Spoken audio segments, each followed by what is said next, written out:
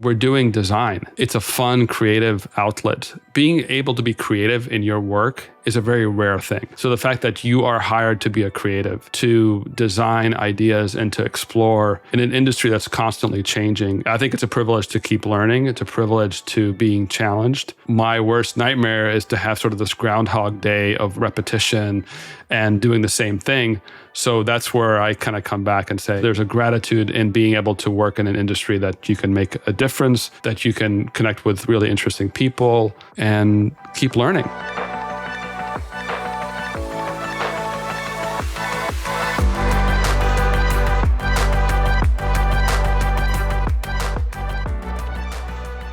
Hello and welcome to another episode of Brave UX. I'm Brendan Jarvis, managing founder of The Space in Between, the behavior-based UX research partner for enterprise leaders who want an independent perspective to align hearts and minds.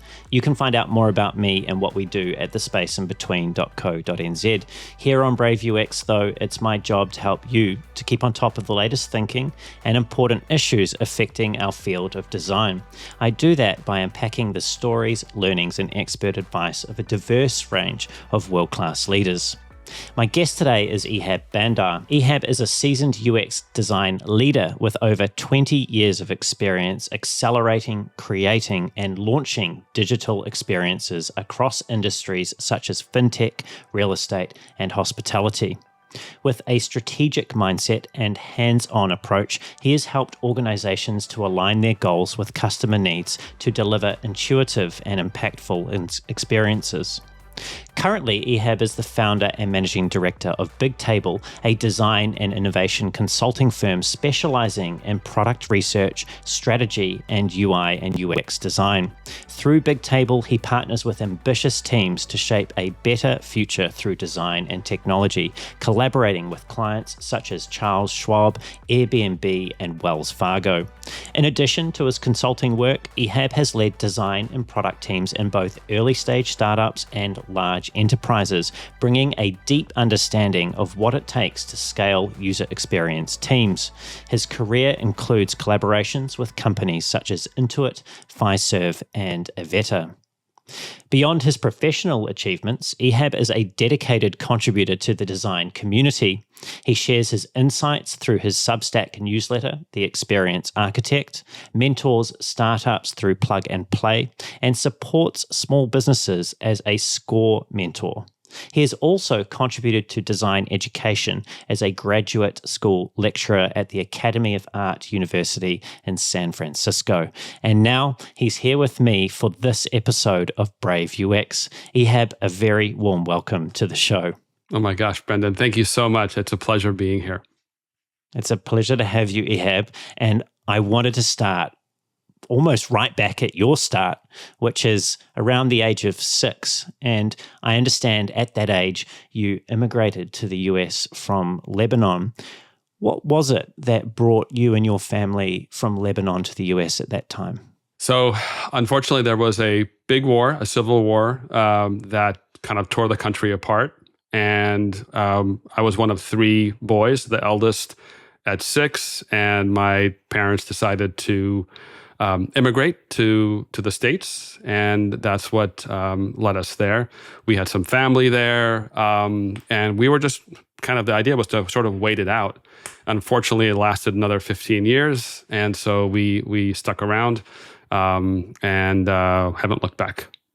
Yeah, and it's an area, Lebanon is an area of the world, the Middle East, which has experienced prolonged conflict. And it's no secret to anyone that's listening today that there's conflict between Israel and Lebanon recently as the last couple of months. So that hasn't really changed. And I was curious about your perspective. You know, you obviously grew up in the US. There's not even a hint of an accent anymore, right? Like you are a naturalized US citizen. What influence have your roots, your origin, and those experiences as a young boy had in the way that you view your relationship with those that you're in community with, having grown up in the US? So I grew up, in Boston, dreaming to be a baseball player, and I was just everything about the culture I was absorbing.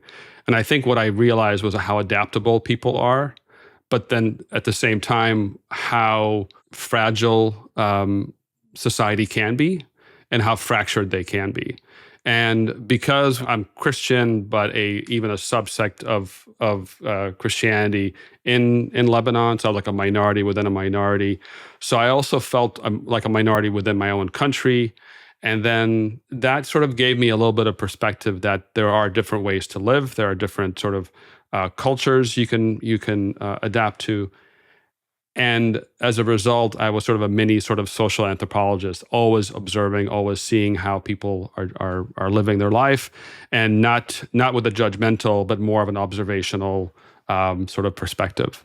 One of the words that you mentioned there, which sounds like it's flowed from those observations that you've made, is the fragility of freedom, the fragility of the I suppose the Western democracies that we both enjoy, right? Me here in New Zealand and you there in the US. Do you get a sense that your everyday citizen is keyed in to just how fragile that freedom is that we enjoy? I don't see any signs of that in my, because I think part of the history, we're almost, in the US, we're sort of like an island. There's been peace for such a long time. I also live in Oakland, so there's definitely a lot of tension and inequality that exists. So I think people are, from a societal, I think people see the tension, but from a broader, like where it comes to war, I think that's a distant future for a lot of people. And some people may be more anxious especially with the elections and not going a lot of people's way. I think there are people who are anxious about that sort of prospect of potentially more conflict. You see the January 6th rioters getting excused, and we don't know what that's going to happen in terms of the mindset of people and what kind of precedent that sets. So I can't speak for those people who are super, super anxious, but I can see it, and it's not quite there yet.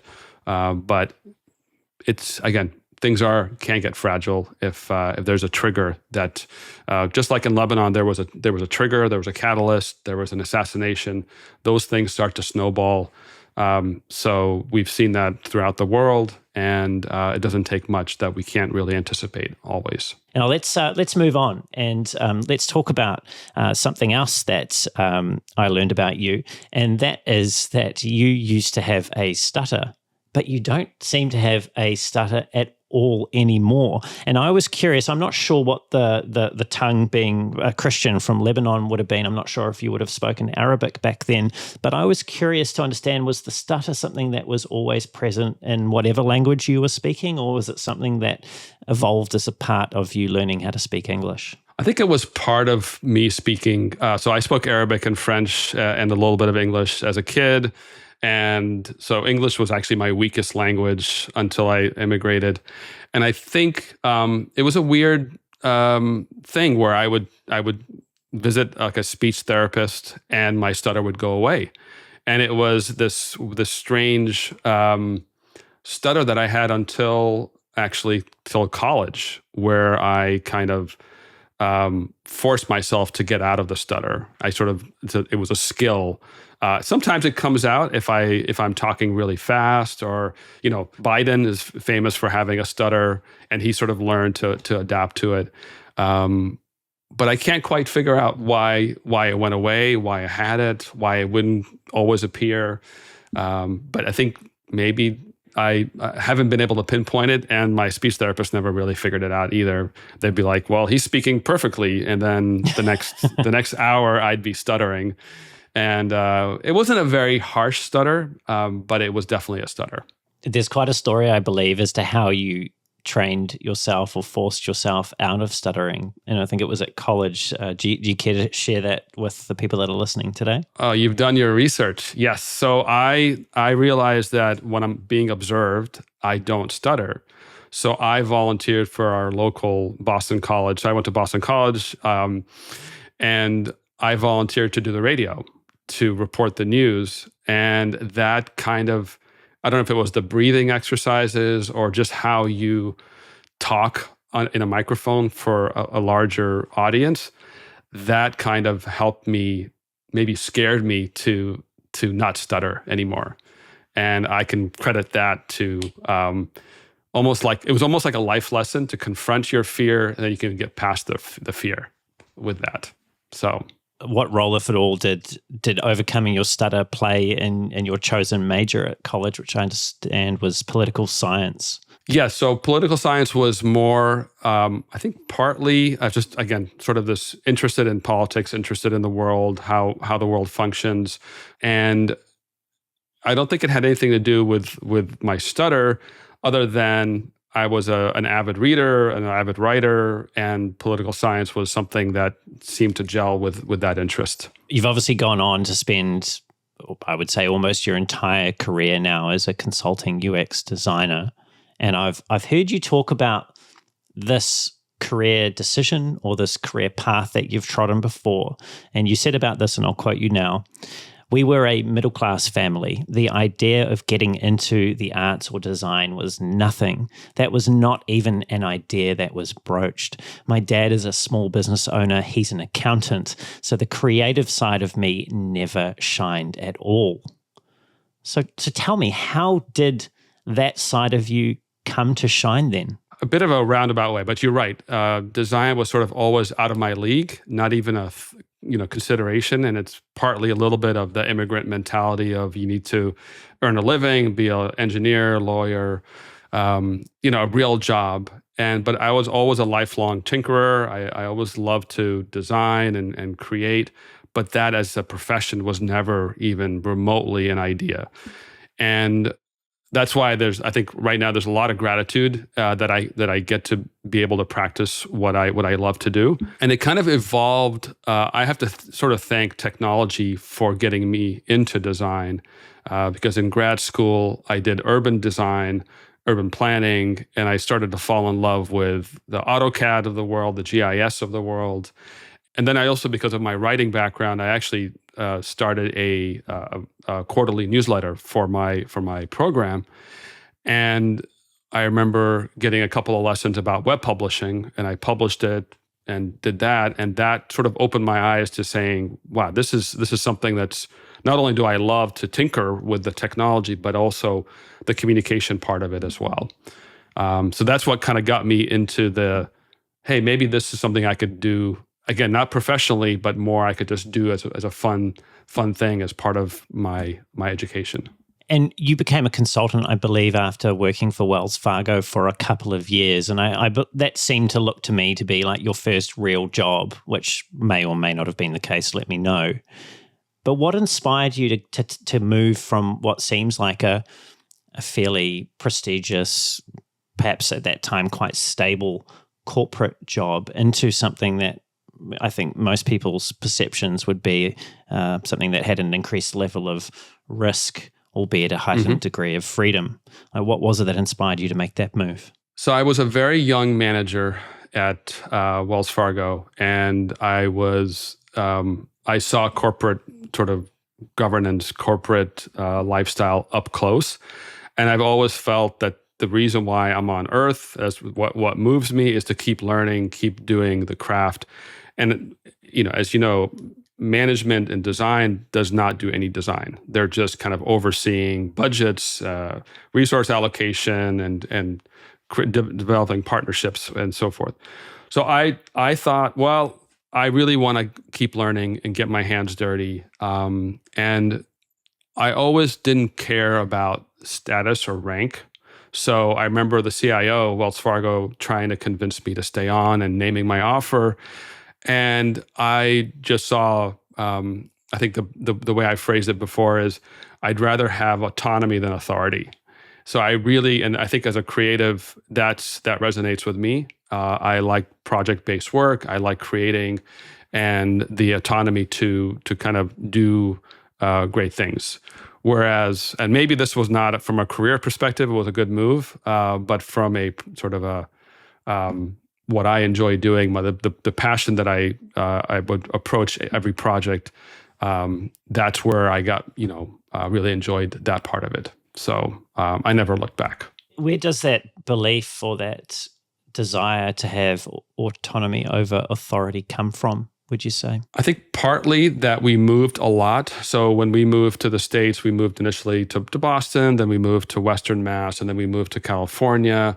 And then every year I would change schools essentially. And I started to become confident about wherever environment that I'm in, I could make it.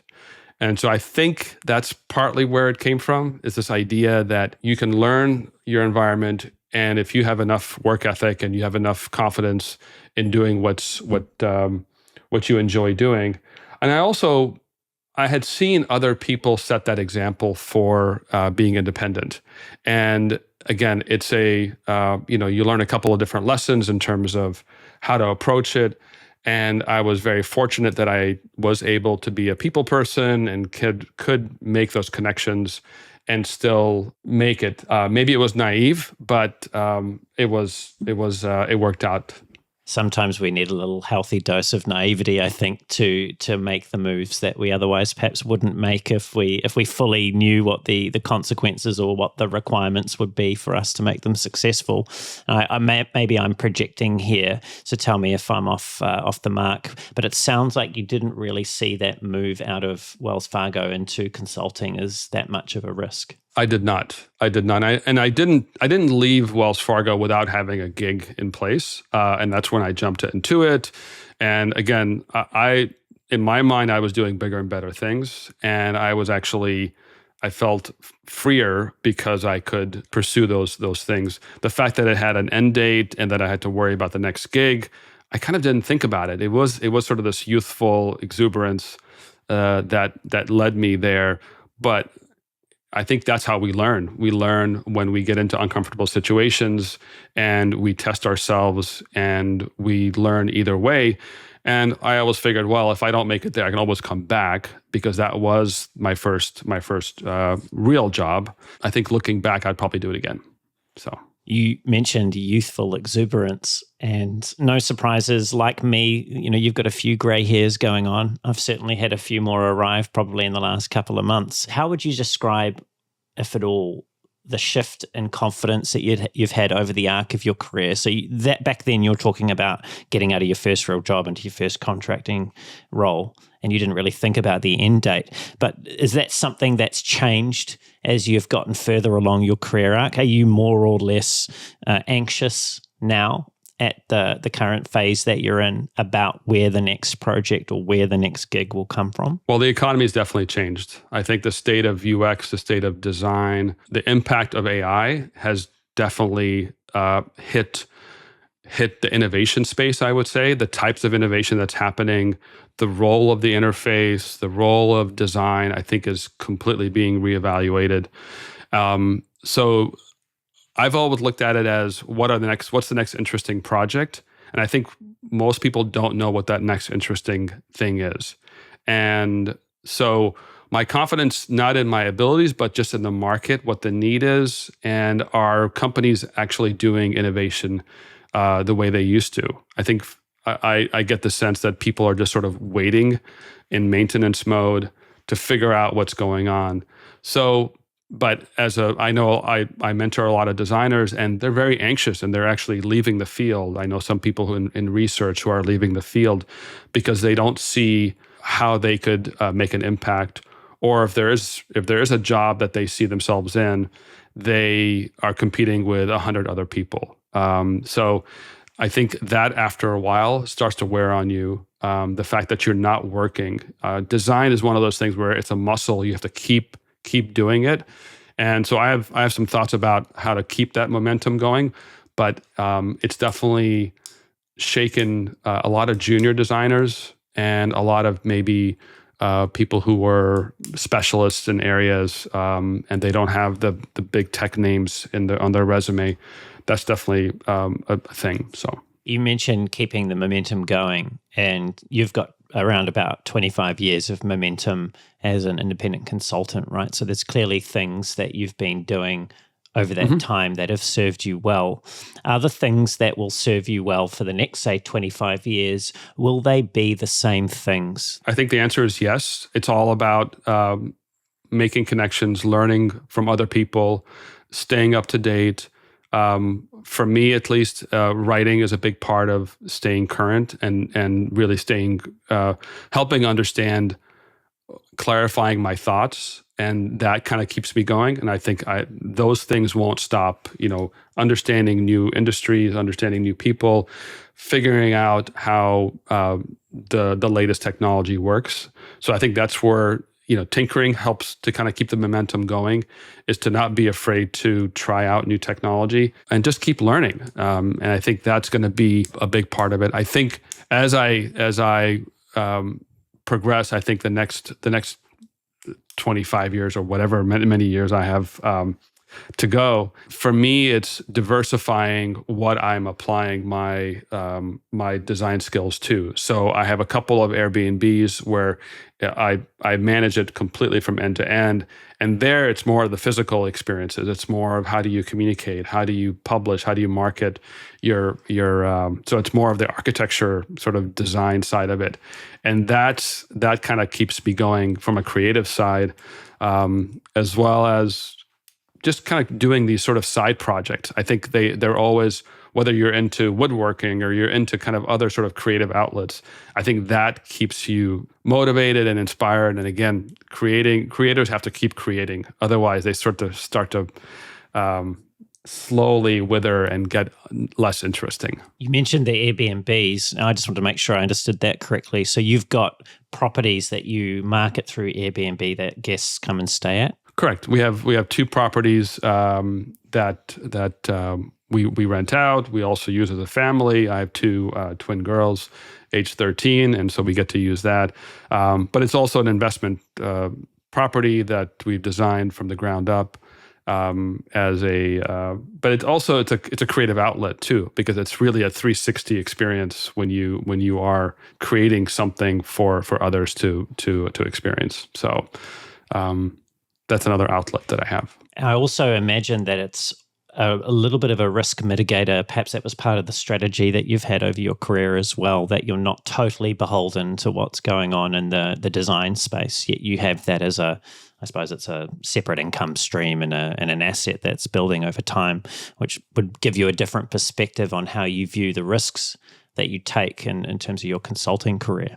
Absolutely. I think diversification and just the reality of, I think I've always thought that way since leaving corporate, is that you need to have other income streams because it could dry out. You could end the contract.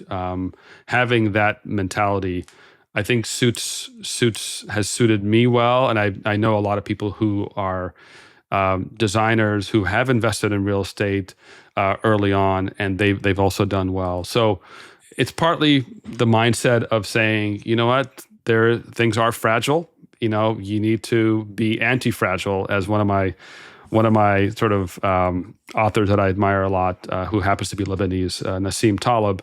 It's all about having this resiliency where if you get a shock here, you don't get, it's not going to kill you. You can keep going. I've tried to approach that not only with my own personal way I've managed my life, but also with projects too.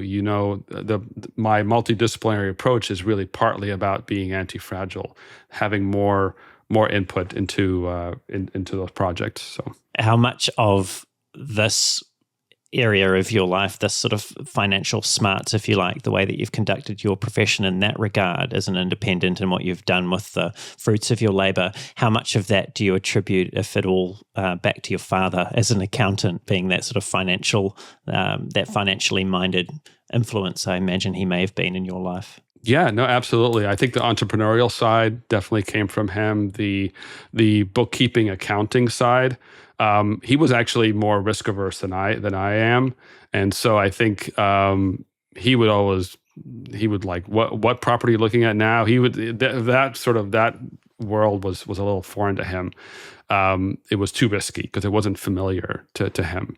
But definitely the entrepreneurial side, the careful record keeping, the doing your cost-benefit analysis, I think came from him. Let's talk about analysis, because I've heard you talk about I think it's a framework, or it's definitely a series of 3 lenses that you've used to assess, I believe, consulting opportunities or projects that have come your way. And those lenses are content, lifestyle, and money. If I'm accurate in that summary, great. Let me know how these lenses work in practical terms. And if I haven't quite got that right, just correct me and then go from there. I think I was referring to what job that you want to do. So it's more about the content of the job, the lifestyle that the job affords you, and the income. And so you can never get all 3, but to look at it through that lens. Let's say you look at a role or a project. Are you interested in the actual subject matter, the content of it? Does it afford you the right lifestyle? Are you going to be traveling every week somewhere? And are you going to be surrounded by people that you are, not particular fans of? So I think that's what I was getting at, is that it's a framework for looking at what you're going to do next and saying you're not going to get all that you want, but these are major factors. There's the money, there's the lifestyle, and there's the actual thing that you're working on itself. And when you're going through that exercise, or you're encouraging others to go through that exercise, because you mentioned that you mentor junior designers, is it as simple as sitting down with a blank piece of paper, chalking up those headings and jotting down some thoughts, or is there a bit more to it than that?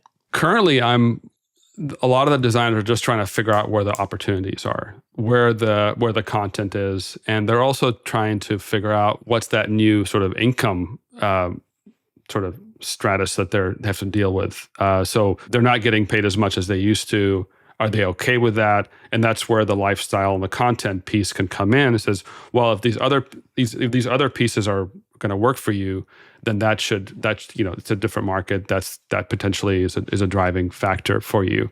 And other designers are not sure what the content is that they're going to do anymore. Are they going to do, more of the branding side or more on the system design side? They're just not sure how to tackle the problem.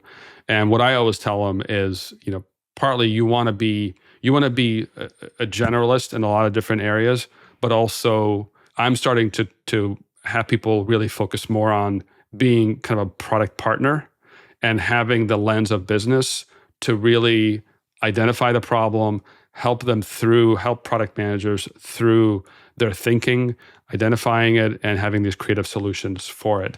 So be a little bit more strategic than just tactical is the way kind of I'm advising a lot of my clients. Yeah, and I have read a recent article of yours, which was called The Hybridization of Specialization. And perhaps we can go into that a little bit more deeply. But in that, I wanted to pick up on what you were just talking about there, which was advising designers to become a bit more of a product partner, because you'd spoken about in the article how what's required of designers is changing. And in there, you had talked about how generalists are becoming, in your view, less sought after, or perhaps less in demand as technology becomes more complex, which is interesting because I've also heard you talk about how one of your strengths through the first 25 years of your career has been that you're a generalist and you've been able to apply yourself and adapt to different contexts. So that's perhaps a side thought. But the 2 personas that you particularly mentioned in that article were the product executioner and the product innovator. And I'm curious for people that are listening, if you could just describe how those 2 personas are different. The way I look at it is in a product lifecycle, you're either trying to identify a new opportunity, try to identify the problem, and that's where research and design and that kind of world fits in. The executor is more about the production side of product development. So it's more the elegant design, the being creative about how something is going to work. So there's really two sides to that equation. One is kind of what Teresa Torres talks about a lot, the product discovery piece of it, and then there's the execution of it, which is the craft and the real insights and prototyping and so forth. And I think they do overlap. They're not very clean in terms of bifurcating, because some of the discoveries need to be the result of craft and prototyping it and getting in front of users and tinkering. But that goes back to, you can't just think of a problem in one dimensional way. You can't just say, well, give me what you want and I'll make it look good, or tell me what the requirements are. I think for design to be meaningful and relevant in the future, they really need to be involved in both the discovery innovation side as well as the execution, at minimum to just at least guide the execution, to give a sort of a rough outline for what it's going to look like. That's sort of where I was getting at, is a little bit more holistic, a little bit more a thought partner to product. And I think product also has to do some learnings in terms of how to work with creatives in the design space. So it's not just a one-way street, it's a two-way street. Yeah, you previously said about the role of product, and I'll quote you now from that article. You said, the future belongs to product design hybrids, PMs who can bridge the gap between design and engineering, fostering a unified vision for the product. These hybrids don't need to be designers themselves, but they need to understand the design process, speak the language, and create an environment where creativity can be channeled in a positive way. Now, I keyed into this, right? Because it sounded like you were suggesting that you see the product manager as the most consequential role in the creation of modern products. So if you look at, I work with a lot of startups, and most don't have a designer. They are using an existing framework. They're testing hypotheses. That's where the drivers are, is the technology and the product. Unless you're doing a social media or some very heavy consumer based where your brand needs to lead, typically it's a hodgepodge of engineers using something off the shelf to test their hypothesis and go from there. Even in the corporate world, product managers now, for whatever reason, they've become the go-to factor as almost product owners. And so I've always said in my practice that your project is only as good as the product manager or the product marketer, because they're the ones who are driving. They're the ones who have justified the vision, justified the problem space, just efficiency. They end up having a lot more authority than anybody else. They're on the hook they're the ones who are accountable. And so I used to beat myself in the head to say, well, designers have to be more like product people, and designers have to be like business people. And I still think that that's a key thing. But where I've sort of become, I've turned in terms of my conversion, is that I've seen so many poor product managers who are either just very one-dimensional about how they manage a product, or they're very good at, let's say, the business analytics part of it, or they're very good at one aspect, but they're not able to work with a multidisciplinary team to get a product out the door. So they're product managers only because they know the business, but they don't know product development. And so I think if you can combine those two, that's where I've seen some very, very impressive work, where a product person has a really good sense of the creative process and can actually fully leverage design, fully leverage the design thinking approach to problem solving, and not just give it sort of lip service, but actually execute it. You mentioned that you've seen some really great examples, or you've been surprised by product managers that have managed to do that. And you mentioned design thinking there, so perhaps that's one example. But what's something that really surprised you, that caught you off guard, that you were really impressed by, that a product manager who didn't have a design background per se, what was it that they did to make that side of things work and not just bring to bear the business side of things? To me, the one that comes to mind is just ChatGPT. I mean, I think the backstory of that, it was an engineer who was fiddling around with some LLMs and just wanted to. No one thought the chat interface would be the best Now it's like we take it for granted. But he just was sitting on the side of OpenAI kind of office space, fiddling around with, can this work? Can we do this chat interface with prompts to get it to work?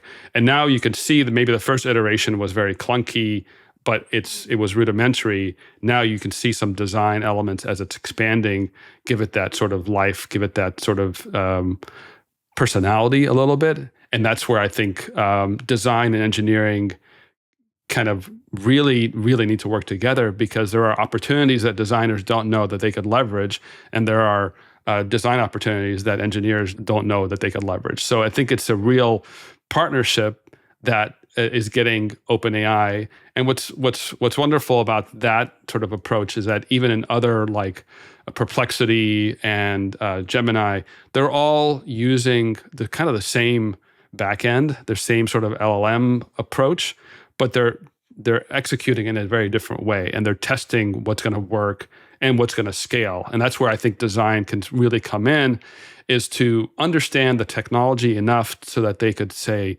how might we, or let's prototype this idea, put it in front of users. Is it going to get more, is it going to hit our goals that we want? So, and I think the reason why I've stressed the product design hybrid versus design product, I think it's possible, but I think it's a lot harder for designers who tend to be a little bit more introspective and a little bit more about the craft to get elevated to that product world where they don't necessarily want to do PRDs or get budgets or deal with all the other stakeholders that product people typically don't mind doing.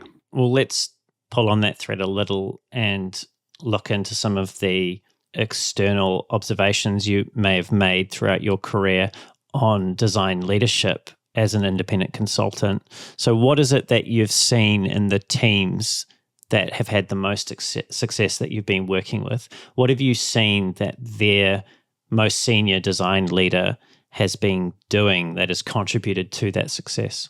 I would say, if I had to boil it down to a couple of things, one is just enthusiasm for what they're doing, connection with their team, understanding what they're doing, and being a real sort of creative lead rather than just a management lead. Somebody who has a creative vision that gets really excited about ideas and takes risks. So I think those are the things. And I think also just being able to buffer the designers. And I think, Peter Milhouse has talked about kind of having this sort of shit umbrella, being able to really buffer them and allow creatives to be creative.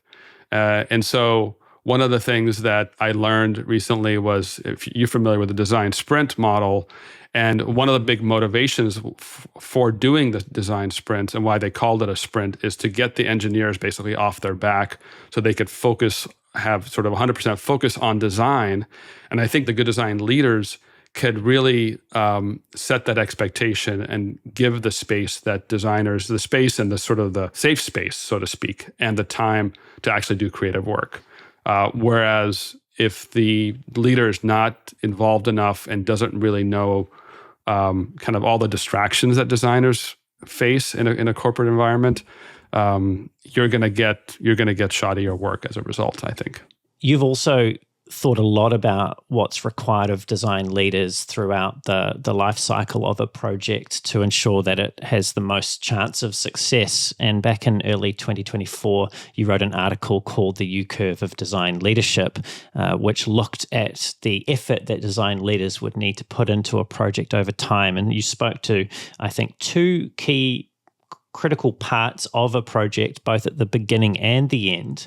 But I'm kind of jumping ahead here. So why don't you tell our listeners what the U-curve of design leadership is and why it's important? Yeah, absolutely. In a nutshell, the U-curve represents the vertical is the effort of a project, how much they need to be involved, and the horizontal is the time. So the U-curve is really implying that it's all the success of a product relies on the upfront work to define the problem, to define the vision, to get the buy-in. It's also a creative and a business effort combined. And then as you go through the process, it's more about learnings and executing and really kind of absorbing the findings and the assumptions and validating those assumptions and those hypotheses that you have. And then towards when it comes closer to launch is where you have to really start to make the trade-offs and make those, hopefully the informed trade-offs that you've had because you've done the upfront work, and also really advocate for what you really want to do at the very end. We've all, as designers or even product developers, the very last sort of 20% is where things can get pretty awry. So the effort there to really make the case, to prove that the trade-offs are worth it, will come in, will be sort of more upfront for a lot of the design leaders to be involved in.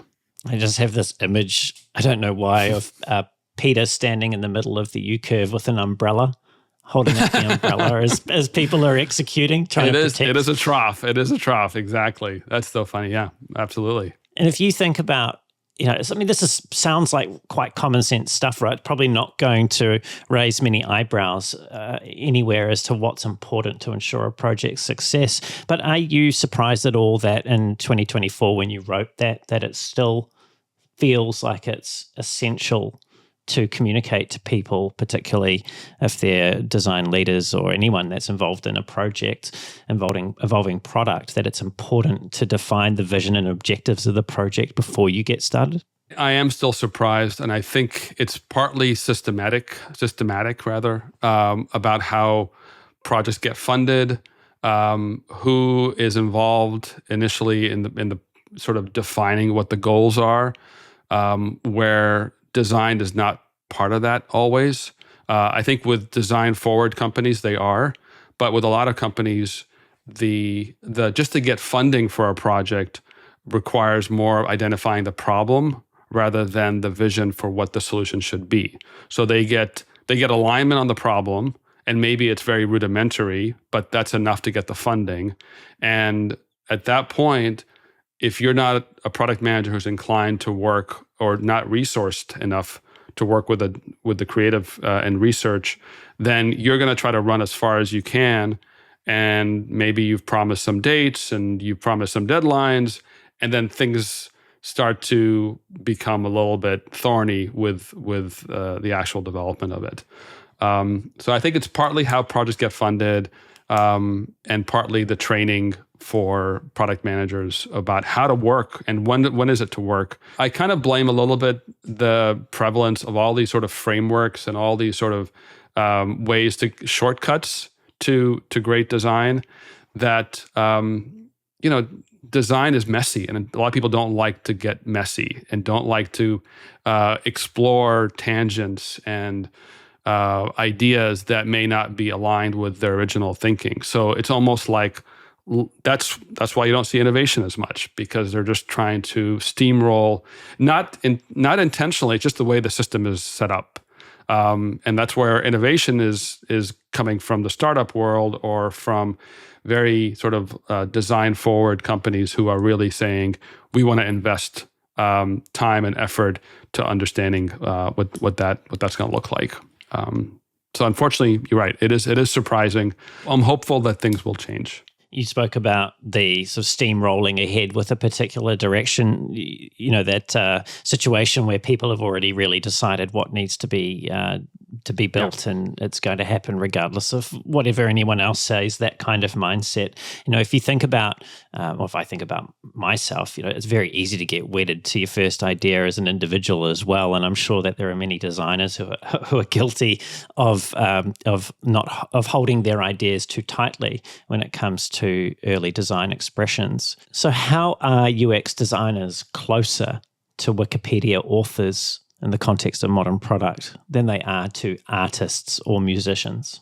Yeah, I think artists and musicians, they have their own vision, they have their own creation, and they're realizing without a lot of external influences. It's very pure, and we never see that in the real world. And Wikipedia is more of a collection of different insights and voting and feedback that gives you this sort of almost like evolutionary end product of it's withstood enough editorial review and eyes to make it to the end of the day.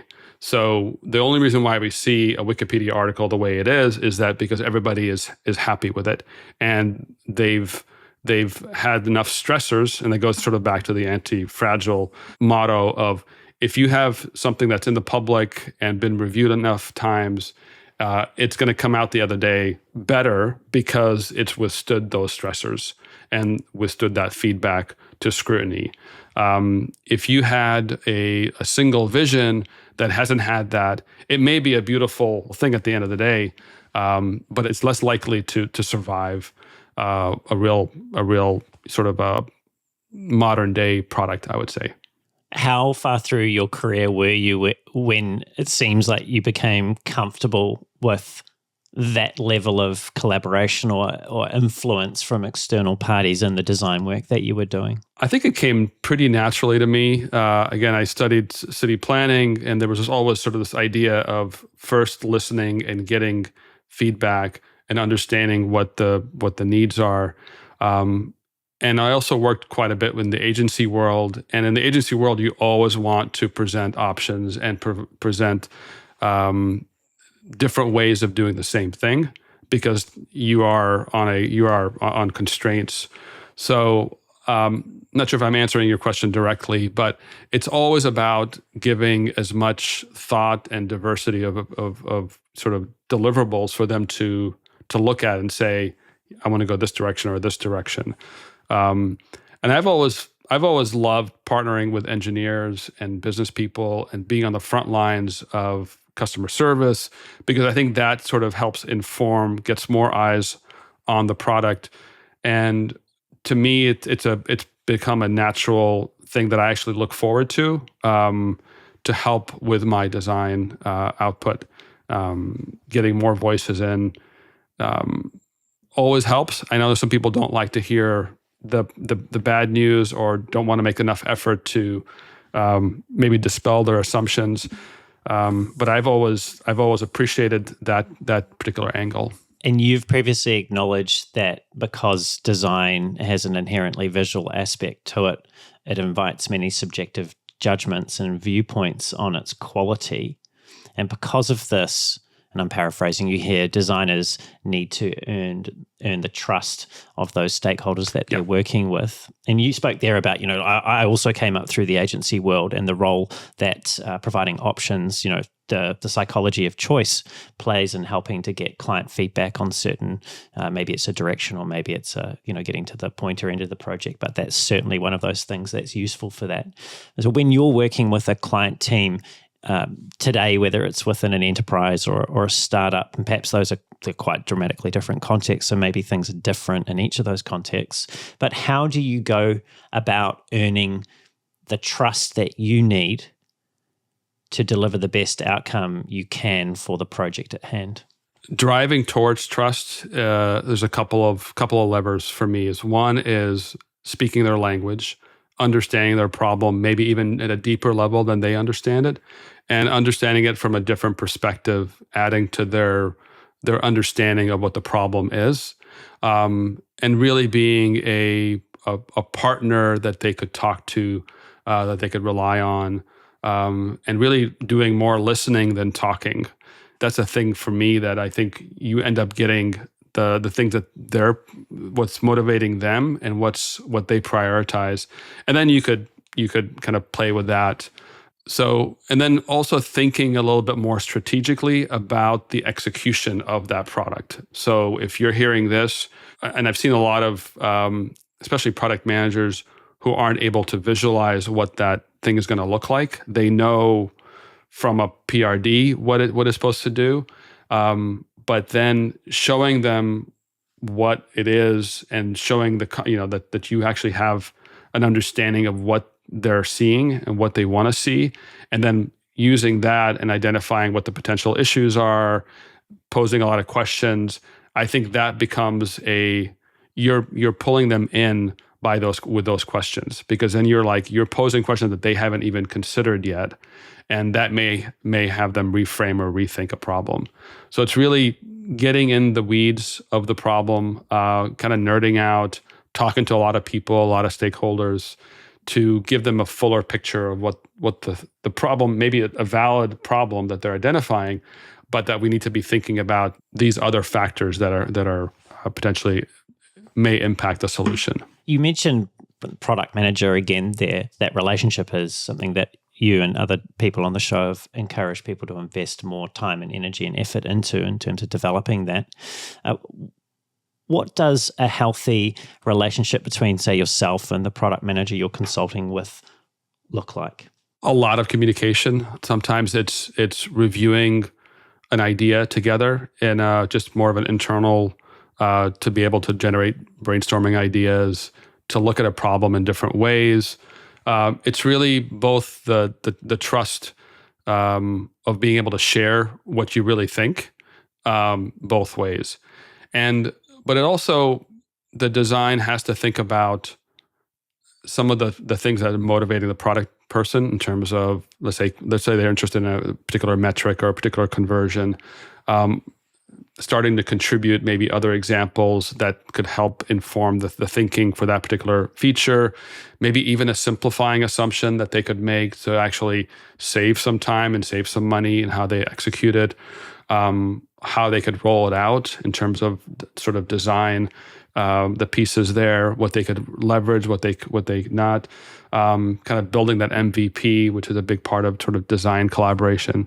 So a lot of it is just being confident enough to understand the problem and not just looking at yourself as sort of this ivory tower design where you're the expert.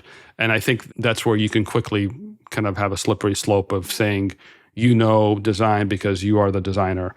I think design is inherently solving a problem, which is being set up and teed up by the product manager who understands, hopefully, the market space. And so we can talk about that as well as whether they understand the problem enough and how do you kind of confront that. But I think it's a real partnership to me to get the best output. Ehab, how much of your work in the last 3 or 4 years has actually been in person versus remotely? It's almost been 100% remote these days. There's very few. Every now and then, there's sort of for collaboration purposes, it's on site, but it's mostly remote. And I think with the tools that we have now between Figma and Zoom, and I don't think we've missed a lot. But I think what we've missed is I find it's harder to build the trust doing this sort of this asynchronously or what have you, not being in person. I think there's a lot of different messages that you could get that you don't get by not being in person. Think about it. That may have impacted some of the design influence, is because you're not actually able to collaborate as easily or as dynamically as if you were in person. So I haven't thought much about that, but I think there is potentially a correlation there. Well, let's talk about something that I understand you have thought a bit about, and that you've also, as a practitioner, most likely been using yourself, and that is, and we've kind of skirted around this, that is the topic of AI.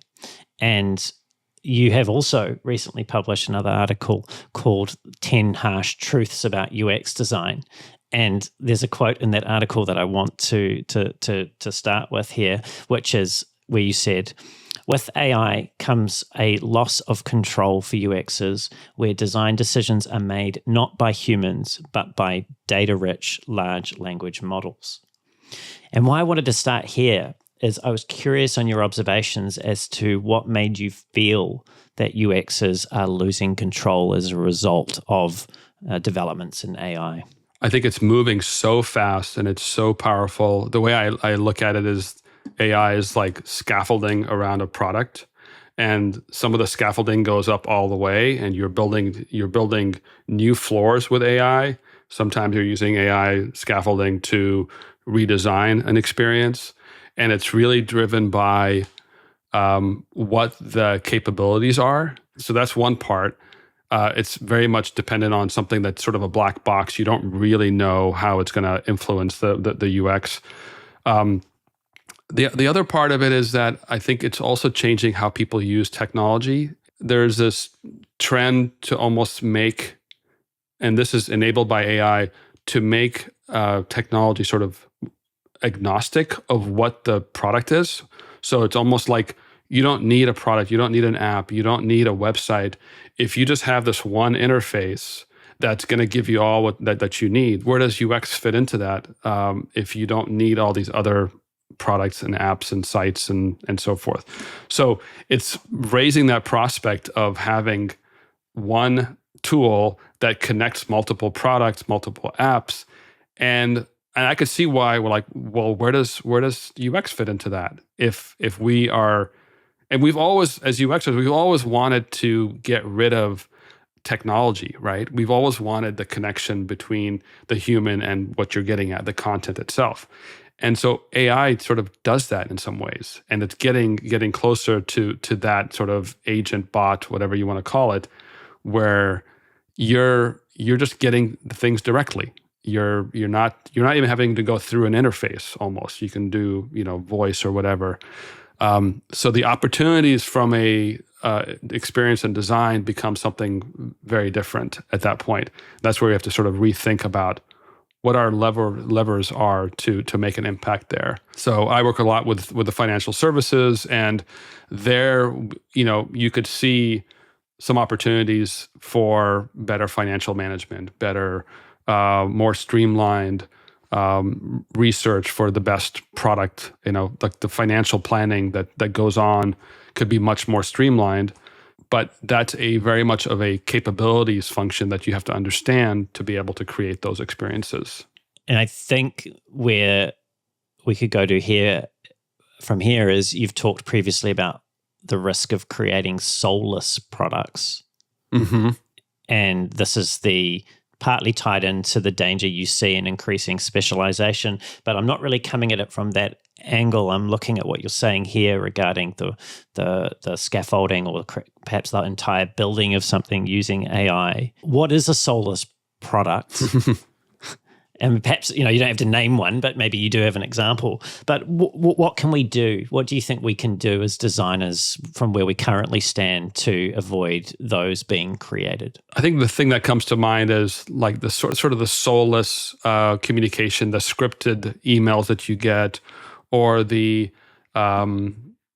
generic kind of recommendations that you may get, the algorithm that is really tied to driving a certain behavior rather than actually accommodating your particular wants and needs. A lot of it is losing the personality, and I think a lot of it is actually in writing, in how communication happens between companies.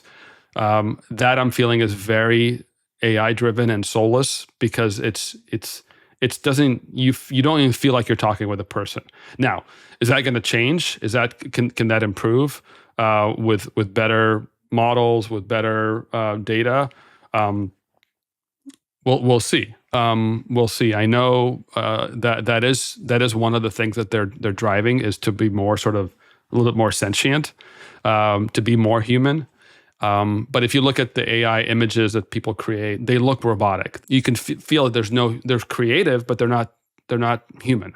So what's scary is how fast it is getting better. And so hopefully we'll get to the point where we could at least we could train it to be more human. So I think that's sort of the next step. Let's talk about that, because you're also a practicing designer, right? So how are you using AI in a practical sense in your day-to-day work? A lot for research, a lot for putting myself in other people's shoes about what their needs are. So it's very good at giving you kind of a, sort of 80% there in terms of what the particular considerations are, what are the things, and then you can actually probe it to say, elaborate on this, give me some data on this. It's also, I haven't used it for analytics quite yet, but I can imagine using it for analytics to really parse out and really finding those patterns that are causing drop-off rates or causing, poor experiences, and sort of doing more on one of the things I always get frustrated about is how limited and how delayed data is to all these questions that I would have about a product. Now with AI, I could do those scripts myself. I could actually really find that data and present it back to the client in a much faster way. So I think data, pattern recognition, and then research. That's how today I'm using it. But tomorrow, I don't know. I mean, again, there's always like these use cases that we need to be constantly understanding and learning it. And I was about to use, I don't know if you're familiar with Replit, which is the coding software. You could literally create an app in 15 minutes that can run on the App Store by just using prompts. So you can start building prototypes with AI with a no code knowledge at all. And that's something I've seen, and I know people are starting to do that kind of stuff as well. That raises for me a question of value. So previously, part of the value that we as participants in this broader industry have been able to receive is because what we do, our skill set is relatively rare. And, you're seeing with engineering, by the example you just gave, how marginal cost is becoming very low to create things like prototypes and perhaps even soon fully fledged apps. So where is the future value in what we do if anyone can spin up an app that's almost fully functional within 15 minutes? And that's where I may have alluded to this, is this idea of really finding those connections and those insights that could help inform that prototype and also extend that prototype. And that's where I think the creative process still is a thing, where you are questioning assumptions. I mean, the big downside with AI is it's going to give you a derivative answer to whatever's out there. But if you want to be truly innovative, then you need to add that element that's a curveball. It would be something that AI hasn't even considered. There's this great book called, I think it's like How ChatGPT Works by Stephen Wolfram. And it's really a probabilistic engine that gives you the most likely answer. But if you want to be really creative, you have to sort of think creatively. And I think that's where design is not just about the design, but thinking about the problem in a creative way. Thinking about being that sort of provocateur who says, what about this? That the AI didn't think about, and then helping visualize what that's going to look like to somebody who hasn't seen that before. So I think that's where I see the design AI partnership, and it's not easy. I mean, it's not easy because it's also a moving target, but we have to start to think about what can be and not what we used to do before, which is focus on the interface or the workflow. Both the interface and the workflow are going away. So it's all changing because of AI, and that's scary. That's scary. So I wish I had a better answer, but. Well, I think if anything that I took from that is that it's consistent with what many other leading voices are saying, and that it can be scary. But I want to pick up on perhaps one of the things that you've spoken about previously in your career. That's on the ray of sunshine end of the spectrum, seeing as we're in a very uncertain time, because I'm just conscious of time and we do need to bring the episode down to a close shortly. My first of two final questions for you, Ehab, is to do with some reflections that you've shared previously on your career as an independent consultant. And that is, and I'll paraphrase you now, that is that you've felt an immense level of gratitude during this time that you've spent as an independent consultant. But you never elaborated on that. And I was curious, to whom or perhaps for what have you felt that gratitude? That's a great question. I feel gratitude every day for getting to do interesting work, to keep learning. And I mean, we're doing design. It's a fun, creative outlet. And I think most people forget that I don't want to call it a privilege, but being able to be creative in your work is a very rare thing. So the fact that you are hired to be a creative, to design ideas and to explore in an industry that's constantly changing. And I think it's a privilege to keep learning. It's a privilege to being challenged. And my worst nightmare is to have sort of this Groundhog Day of repetition and doing the same thing. So that's where I kind of come back and say, there's a gratitude in being able to work in an industry that you can make a difference, that you can connect with really interesting people, and keep learning. And that's where my gratitude comes in. I'm grateful that we're having this conversation. And for my final question, Ehab, I wanted to ask you about, it's no secret really that we've been discussing it just recently on the show, how AI is impacting our field. And perhaps these have passed, perhaps not. I think Meta just announced another wave of redundancies. It's pretty clear that things in tech, which is affecting design, are in a state of upheaval. So when you think about those people who may be facing the choice or the prospect, with whether it's willingly or unwillingly, to become an independent consultant for the first time, what's the most important piece of advice or encouragement that you can share with them? I would say most jobs are gotten through connections, through networking. So networking relentlessly by staying in touch with people, also staying up to date with what the market needs are. And that can only happen by talking to a lot of different people, and get to sort of better appreciation, understanding what AI can do from a creative sense. It may mean to pivot towards something else. I know some friends of mine who had a branding agency that just completely fell off the cliff, and they decided to pivot and double down on AI-generated branding, and they're doing extremely well because they're adding their own creativity and their own perspective on what a good brand experience is going to be like, but adding the powerhouse of AI. So I think trying to marry the creative and the AI in different novel ways.